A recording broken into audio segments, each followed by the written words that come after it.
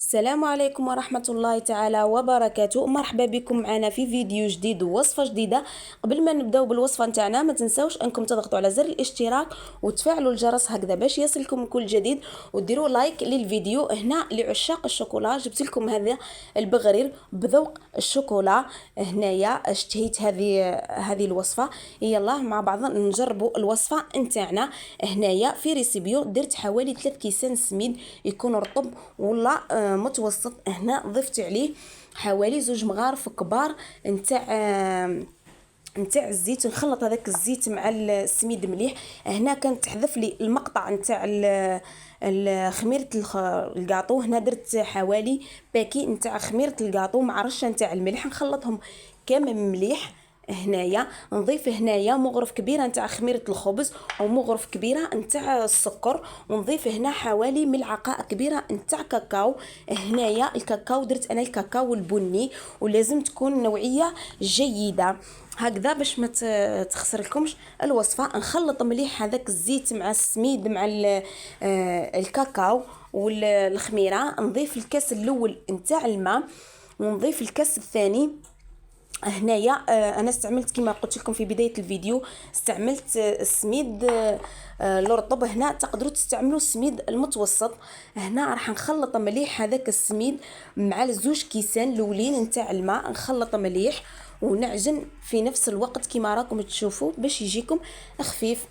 هنا راني نعجن كما راكم تشوفوا هنا راني نعجن مليح. لازم نعجنوا مليح هذاك السميد والماء ونخلطوا في نفس الوقت، نعجنوا ونخلطوا هكذا باش يجيكم البغرير نتاعكم خفيف. هنا للمبتدئات حبيت اني نشارك معكم هذه الوصفه. هنايا راح ضفت الكاس الثالث، راح نخلط مليح. هنايا هذاك السميد لازم تخلطوا مليح باش ما يتكور لكمش. السميد نتاعكم لازم تخلطوه مليح. انا هنايا راه تكور لي كما راكم تشاهدوا في الفيديو. انا هنايا شويه تكور لي، حليته بصباعتيه فقط. هنا تقدروا انكم تستعملوا البغا ميكسور باش تخلطوا به وما تمنعوا انه يتكور لكم هذاك السميد. انا هنايا راهو تكور لي، راح نخلطوا مليح هكذا كما راكم تشوفوا. هذا سهل، وصفة سهلة وسريعة للمبتدئات. تقدروا انكم تجربوها، راح ينجح لكم من اول تجربة. راح ينجح لكم البغرير نتاعكم والله كما يقولوا الغرايف.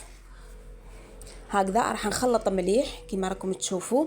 راح نضيف هنايا الكاس الرابع نتاع الماء. هنا ضفت الكاس الرابع نتاع الماء وراح نخلط مليح هذاك الماء الكاس الرابع.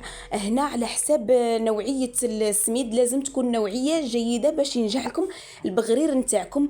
هنا كاين سميد يشرب وكاين سميد اللي ما يشربش. راح نكمل هنا نخلط كما قلت لكم، كاين السميد اللي يشرب وكاين اللي ما يشربش. هنا على حساب نوعيه السميد. انا دالي حوالي 4 كيسان نتاع ماء، قادر تروحوا حتى 4 كيسان ونص نتاع الماء. راح نغطيه هنايا ونخليه يخمر. هنايا راح يخمر لي حوالي نص ساعة، مع انه الجو حار حوالي نص ساعة، وفي الشتاء حوالي ساعة الاختمار. هنا راح نغطيه بان طرشون ولا بابي فيل، نغطيه ونخليه يخمر لي. بعد ما خمر لي هنايا نحيت له الاختمار نتاعو. هنايا كما راكم تشاهدوا هنايا بلالوش هبطت لهذاك الاختمار. هنا في مقله على النار حطيتها تسخن، ضفت لها شويه نتاع الزيت هنايا باش ما تلصقليش العجينه. حطيت الملعقه الاولى او الحبه الاولى نتاع الحبه تاع البغرير. هنايا كما راكم تشوفوا ماهوش راح يبان المفعول نتاع الكاكاو غير بعد ما طيب.